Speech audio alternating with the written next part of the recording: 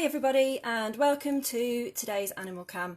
This is Kristen from Lion Learners East Midlands, and down here in front of you we have Turbo, Shelley, Speedy and Blondie, the African land snails.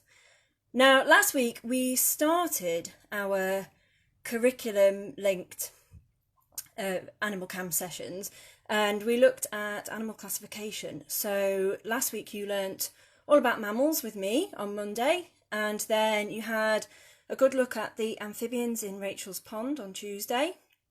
And then Wednesday, you learnt all about birds with Lynn and you met some of her lovely chickens.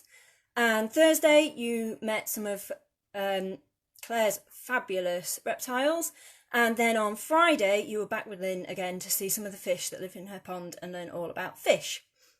Now today, we are going to learn about a group of creatures that don't fit into any of those categories. We are going to learn about mini beasts. And technically, mini beasts aren't really on the primary school curriculum in Key Stage 1. They don't appear till Key Stage 2.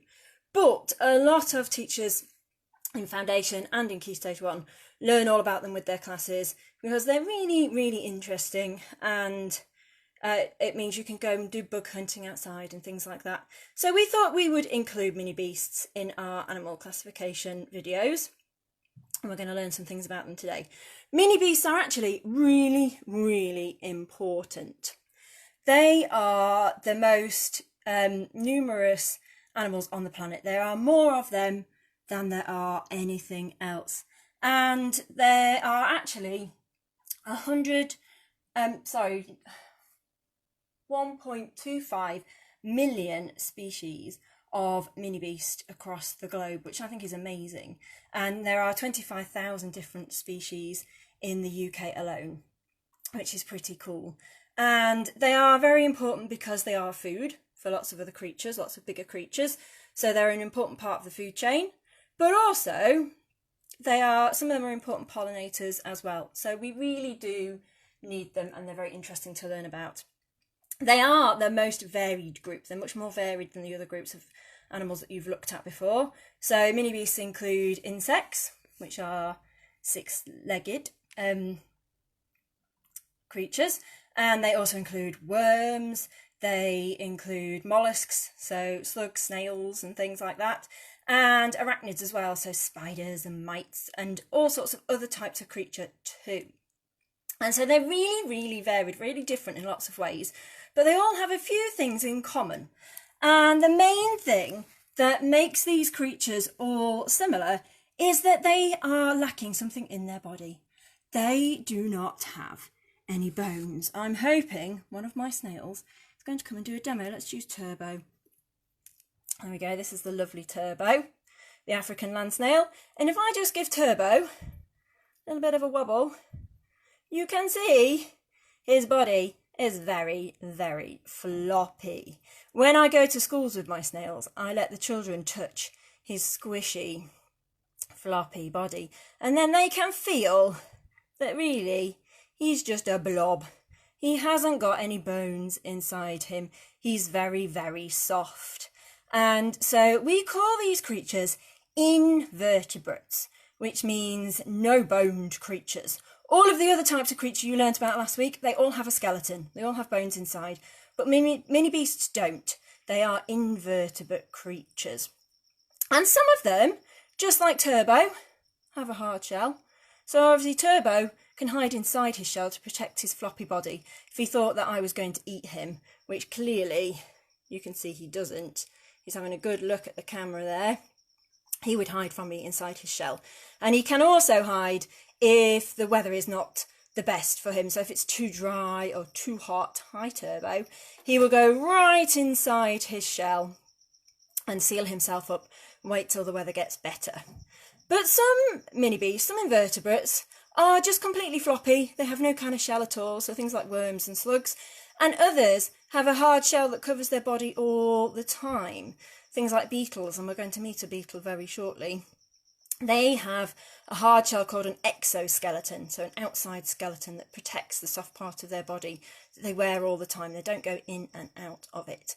So we'll meet a beetle very shortly, but before we do, let's look at another thing that most mini beasts have in common. The vast majority of mini beasts, with a few exceptions, actually lay eggs. Just like you learnt about with reptiles and fish and birds and amphibians last week, most mini beasts lay eggs too. And over here in this pot, I have some land snail eggs. These ones have actually been, let's pick some of them up, there we go, that's one of them. Close up. These have been in the freezer, so they won't hatch out into baby snails. If I let all of the eggs hatch out my snails produce, we would be inundated with snails here. So I tend to look out for them the day they're laid and put them in the freezer so they don't hatch out unless I want baby snails. And they can lay, you can see there's quite a lot of them in here, about 100 in a clutch, and most mini beasts lay lots of eggs all in one go, and that's because lots of them will be eaten by other creatures. And then those that hatched out, when the babies hatch out, lots of those will be food too. So that increases the chance that they won't all be eaten. In here, in my other pot, I actually do have some tiny baby snails. See if I can get it to focus on them. They really are very small. There's one of them hanging onto the lettuce there. They actually hatched, about a fortnight ago now. So they have grown already. Let me pick the lettuce leaf up and show you, compared to an adult snail, just how tiny they are. They have got lots and lots of growing to do. When they're very small, when they first hatch out, they don't get cared for by their parents. They're on their own, but they eat an awful lot of food and they grow very, very quickly, because the bigger you are, the less predators you have. So they have to grow pretty fast. And so you can see how tiny this one is though still compared to the adult snails. And he's holding on to that lettuce. He says, "You're not going to make me let go." They tend to be very shy when they're this tiny, because everyone and everything is a threat when you're this small. Hey. So what comes out though of a snail egg is a baby snail. It's like a mini version of the adult. It even has a shell on, which some people are quite surprised by. They're hatched with their shell, and then the shell grows with them, so they keep their same shell all throughout their life. It gets bigger as they do. Not all mini beasts have a simple life cycle like that. Some mini beasts are more complicated in their life cycle, a bit like the amphibians that you learnt about that live in Rachel's pond. Some of them go through changes in their lifetime. So let's meet one of the creatures that does exactly that. Let's come over here. And in this pot, I have some little beetles. They're all asleep. Let's see if we can wake some of them up. There we go. Come on, guys, wakey wakey. Oh, he says, no, I don't want to. These are a little tiny beetle called a darkling beetle, but you might know them better as a mealworm beetle. Oh, there we go. One of them's up and awake. And so beetles are mini beasts. They're invertebrates too, and they are insects, which is the biggest group of invertebrate creatures because they have 6 legs. Let me see if I can pick one of these guys up. Bear with me. There we go. Ooh, there he is. Oh, he's stuck on his back. There we go.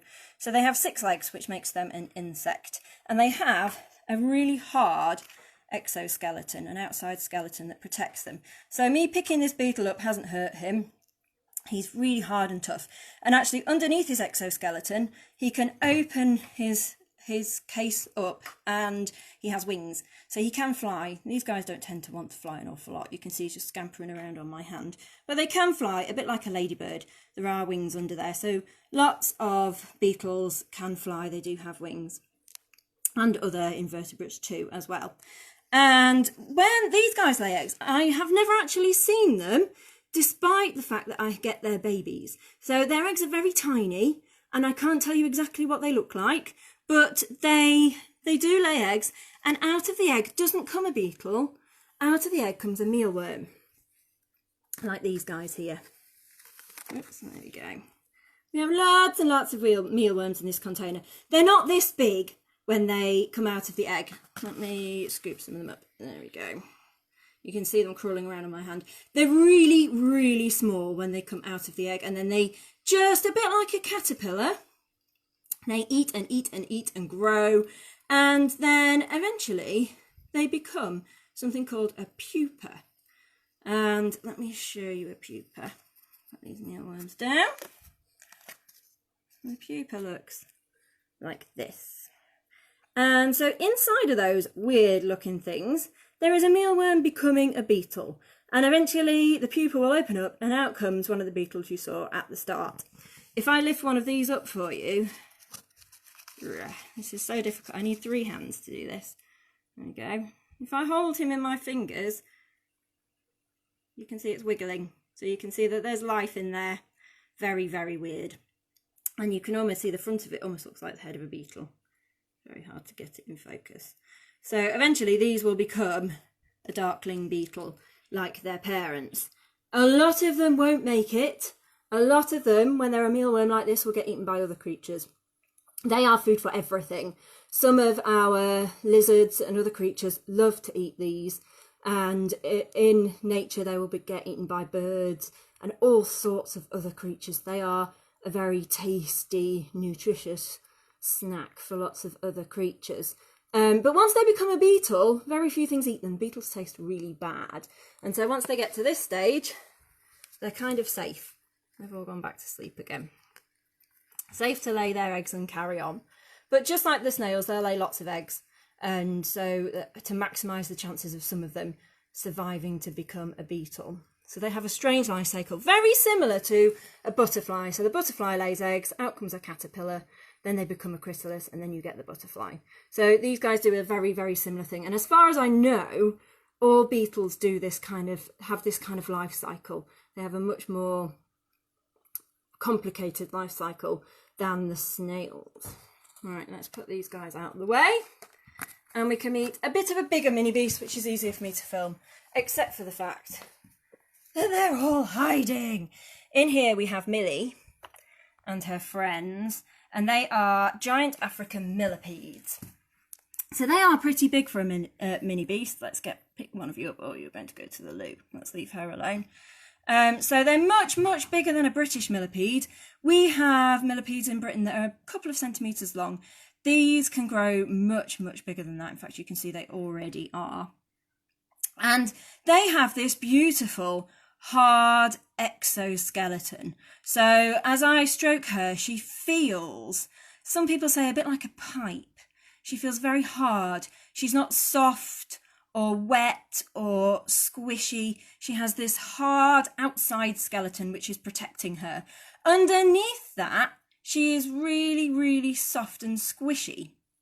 And when millipedes are babies, they have to molt their exoskeleton as they grow, because the exoskeleton doesn't grow with them like a snail shell. They actually get too big for it and they almost burst out of it. And underneath, their bodies are really soft and they're quite vulnerable for a while until their exoskeleton hardens back up again. So they're really squishy underneath, but at the moment she feels very hard. And you can see she was fast asleep, because most of the time they're active at night time, these guys. And so she's curled herself up a bit like a snail shell to protect the soft parts of her. Her legs are a lot softer and the underneath's a lot softer. And so it means that she's nicely protected from anything that might sneak up on her when she's asleep. And they'd also do this if they were feeling a little bit nervous too. She's thinking about waking up. They're being very dull today, very boring girls, aren't you? Millie, are you going to come up and say hi? This is Millie. Millie I've had with me a lot longer. Ooh, you can see Millie's friend has left me some lovely yellow liquid on my skin. That's a bit like iodine and it tastes awful. So I've surprised her by picking her up while she's asleep, and she's just sprayed this all over me to say, look, I taste horrendous, please don't eat me. That's a defence that she can have. And millipedes are herbivores, they're very gentle invertebrates, and so they don't have a lot of other ways of defending themselves. Their hard exoskeleton and this lovely liquid is what they use to try to deter predators, so they can't actually hurt anybody. So you can see, oh, off goes Millie with her lovely legs. She feels very tickly when she walks on your hand. I wish you could all feel her as she walks along, but unfortunately at the moment you can't. Hey Millie. Right, let's introduce you to one final mini beast today. Let's come over here. Okay, this is Tia. And Tia is obviously a spider. She is a type of spider called a Chilean rose tarantula. So spiders are invertebrates too, are mini beasts, as are these little guys. This is an unfortunate cricket. This is Tia's lunch. Hi, cricket. Sorry for you. So crickets are invertebrates too. Tia quite likes to eat those because she is a carnivore. And spiders have an exoskeleton as well. Tarantulas have an exoskeleton, but actually it's really, really soft. So I can't pick her up and stroke her and handle her in the same way that I did the beetle or the millipede, because she is incredibly delicate. She doesn't have a hard exoskeleton, just like the millipede. Her exoskeleton is really soft, a bit like soft skin, and she doesn't have bones inside either to protect her, like the mammals that we met at the beginning of last week. She looks a bit like she might be a mammal, but she can't possibly be, partly because she has 8 legs, not 4, but also she has no bones. And so that's what makes her an invertebrate or a mini beast. I am going to lift her up and sit her on my hand. She doesn't mind that. I might have to just rest the camera somewhere. Where will it balance? There we go. Well, I do it because I need 2 hands to lift Tia up. And then I will show you her. So there she is. She's very gentle. She doesn't mind being held at all. Oh, off she goes. She's in a very lively mood today, but I have to be very careful. I can't stroke her. So when we go out and about with our spiders, you might have met Tia or her stunt double Tilly, who is also a Chilean rose tarantula. They look almost identical. She's very happy to sit on people's laps or on their hands, but she isn't a creature you can stroke, and we have to be super careful when we handle her. Over here, one final thing to show you. Oops. I have an exoskeleton. I can't remember if this is Tia's or Tilly's, but they would look just the same. So this is what is holding a spider together, and you can see it's a little bit broken. It's very, very hard to keep these in good condition because they're very, very delicate. They're just made, of soft skin, and you can hear it crunching. This is what's holding her together. So just like a millipede, spiders have to molt their exoskeleton as they grow, and then as adults, the type of tarantula that Tia is, molt their exoskeleton about every 2 or 3 years because it gets old. As babies, they molt an awful lot. And you can see it's just a very soft. If you could touch that, you would realise how soft and delicate it is. And here, oops. These are exoskeletons that came from one of our other tarantulas, Tango. Tango is a Mexican redknee and is still growing. And as you can see, look, the exoskeleton's getting progressively bigger as Tango grows. Oh, where are you going? Tia is going for a little wander out of the box. Come here. So Tango's exoskeleton has got bigger and bigger and bigger. That's molted off as he's grown, and he's slowly, very, very slowly becoming a bigger spider. Tarantulas grow incredibly slowly. Okay, so I think I will leave it there for today. I hope you've really enjoyed learning about invertebrates and you know some more about them than you did before. If you want to find out even more about them, I have found a fabulous website earlier on today when I was doing my research. It's this one. I'll show you on the laptop. It's called the Young People's Trust for the Environment. And this is fabulous. They've got a brilliant, brilliant page about mini beasts. You can find out all kinds of information, and then all sorts of facts as well about other types of mainly British wildlife. But it's really, really interesting. It's a brilliant website if you want to find out more about mini beasts or about other British wildlife. That's a really good place to have a look at. And then tune in tomorrow and you will start to learn about carnivores, herbivores and omnivores for the next 3 days. Bye for now. Tune in tomorrow for more Animal Cam.